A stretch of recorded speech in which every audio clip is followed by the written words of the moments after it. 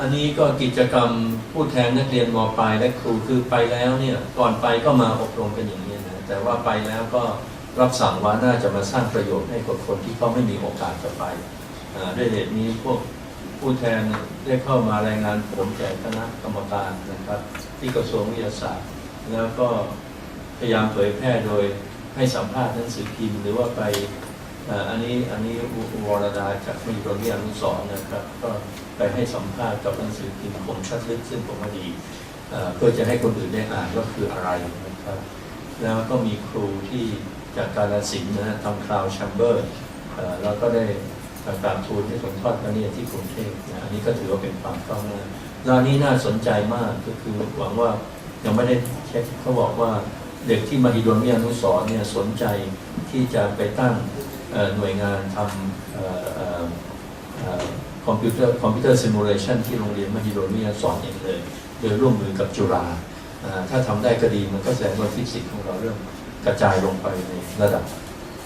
มัธยมมากขึ้นส่วนอันนี้ก็เป็นเรื่องคัดเมื่อกี้เป็นนักศึกษามัธยมแต่อันนี้เป็นเรื่องการคัดเลือกนักศึกษาและครูฟิสิกส์นะครับ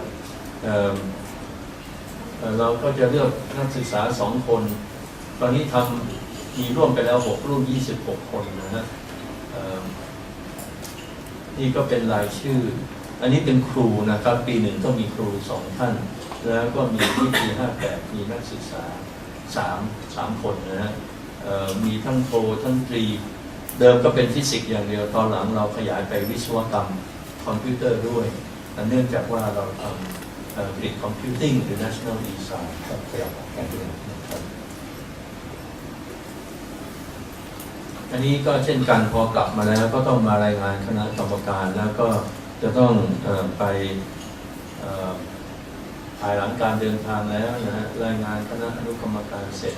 ก็ต้องเข้าโครงการไปอบรมบรรยายในโครงการครูนะครับทำเวิร์กช็อปพวกนี้อันนี้ก็ถือว่าสร้างประโยชน์หลังจากที่เรามีโอกาสช่วยคนอื่นก็ได้โอกาสบ้างนะครับมีเวิร์กช็อปในเรื่องพวกนี้นะครับตามลำดับ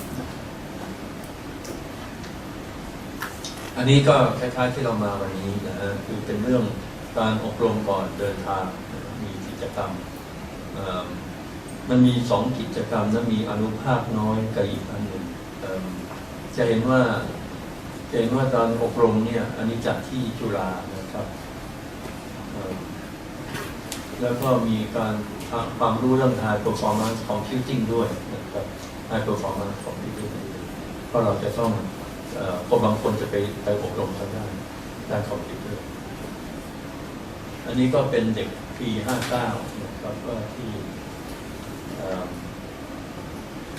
59นี่คงกำลังเดินทางไม่ต้องไปฤดูร้อนนะปี 59ก็มี3 คนมีจากเชียงใหม่แล้วจากพระจอมเกล้าธนบุรีแล้วมีครู3 ท่านครูอาจารย์นั่งอยู่นี่ท่านหนึ่งสิริพงษ์นะอันนี้ก็นอกเหนือจากเด็กมัธยมนอกจากเด็กตรีโทครูแล้วก็ยังมีนักวิจัยของไทยที่ไปเรียนหนังสืออาจจะเรียนเมืองไทยอาจจะเรียนที่มหาวิทยาลัยเมืองนอกแต่ไปทำงานวิจัยที่เซิร์นนะครับอย่างตัวอย่างชยานิตนี่ก็จบที่มหาวิทยาลัยปักกิ่งแล้วก็เป็นนักงานที่เซิร์นอยู่ระยะหนึ่งตอนนี้ไปอยู่ที่เดซี่นรพัฒน์นี่จบได้ดีกรีจากจุฬานะครับมีซูเปอร์วิเซอร์คือบุรินทร์แล้วก็มีโปรเฟสเซอร์เดอะร็อกก็ไปทำงานที่เซิร์นตอนนี้ก็ยังมาช่วยงานเรื่องเซิร์นอยู่ทุกตานนนี่อยู่บราวน์แล้วก็กิตติกุลนี่เข้าใจว่าอยู่แถวเท็กซัสนะครับเรามีอื่นๆอีกผมจำไม่ได้หมดแต่มีรายละเอียดอยู่ตรงนี้ก็มีพวกซึ่งทำงาน CMS นะฮะไปวิจัยที่ CMS แล้วบางคนก็ไปทำงานที่ ALICE บางคนไป Atlas บางคนไป LHCb นะครับหลายคนกลับมาแล้วมาอยู่ที่เมืองไทยอันนี้ก็มีบางคนที่โดยเฉพาะพวกที่มาจากซิงโครตรอนก็ไปทำสาขาเครื่องเล่นอนุภาคบางคนก็ไปทำคอมพิวเตอร์เพราะฉะนั้นถ้าถามว่าเรามาไกลไหมเรื่องทำงานกับเซิร์นก็เราก็มาไกลอันนี้เราจะยกระดับของเราต่อไปยังไงอันนี้ก็เป็นกิจกรรมที่ เมื่อกี้เราเป็นเรื่องพัฒนาบุคลากรอันนี้เป็นเรื่องของการวิจัยร่วมนะครับ National E-Science เนี่ยหมายถึงตอนนั้นสมเด็จพระเทพรัตนเสด็จเราผ่านแลบคอมพิวเตอร์ท่านก็ถามว่าติดคอมพิวเตอร์เมืองไทยอยู่ไหนทำไมไม่มีก็กลับมาก็มีคอนโซลเทียมพวกเราเนี่ยพวกหน่วยงานเหล่านี้ก็ลงขันกันติดตั้งคอมพิวเตอร์แล้วก็เชื่อมต่อกันนะฮะแล้วก็ให้ใช้งานติดต่อไปถึงเซิร์นได้แต่ท่านรับสั่งว่าให้ใช้งานในประเทศด้วยก็จะมีกิจกรรมในประเทศเรื่องเคมีเรื่องอากาศเรื่อง High Energy Physics ตามลำดับอันนี้รายละเอียดผมคงไม่ต้องลงแล้วต้องมีตัววัดว่าทำกี่โปรเจกต์มีคนจบอะไรแล้วมีทรัพยากรเพิ่มขึ้นยังไงทุกปีก็มีทรัพยากรเพิ่มขึ้นแล้วทุกปีเนี่ยเขาก็มีการอบรมมีการทำเวิร์กช็อปใครสนใจก็ไปร่วมได้ทุกปีนะครับเกี่ยวกับ High Energy Physics เกี่ยวกับกริดคอมพิวเตอร์อันนี้ก็เป็นสถานะที่เราเชื่อมต่อไปที่เซิร์นนะครับพวกนักวิจัยเราก็วัดว่าเวลาเราทำเน็ตเวิร์กไปแล้วตอนไหนที่ติดต่อได้ดีตอนไหนติดต่อไม่ดีก็ปรับปรุงมาเรื่อยๆนะครับจุดที่เราติดต่อไปก็มีจุฬาสวทชแล้วก็มีจุฬานารีนะแล้วก็มีสวทชที่เป็นโรงติดต่อไปอย่างนี้เราติดต่อผ่านไทยสารผ่านไทยเรนแล้ววิ่งเน็ตเวิร์กตามลำดับเพื่อไปเข้าที่เซิร์น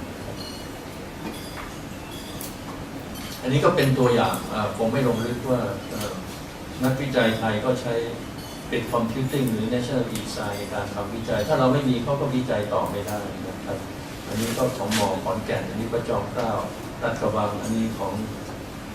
นเรศวรนะไม่ใช่ราชภัฏราชสีมาศรีธรรมราชนะครับศรีธรรมราชอันนี้ก็เป็นงานวิจัยที่สุราษฎร์ธานีเขาเป็นเจ้าภาพนะครับมีงานวิจัยที่อันนี้น่าสนใจมากสุราษฎร์ธานีคืออาจารย์ชิโนรัตน์ก็เป็น organizer ที่จะทำวิจัยร่วมกับทางอลิสนะที่จะทำเขาเรียก inner tracking inner tracking และ O square คือพยายามจะสร้างตัว detector ตรงนี้ของไทยร่วมกับประเทศอื่นๆนะหาวัสดุหาอะไรแล้วพอดีอันนี้เป็นตัววัดว่าประเทศไทยเราก็อยู่ในสถานภาพที่เราก็สูงพอเราวิจัยแล้วเราก็ทำซิลิคอ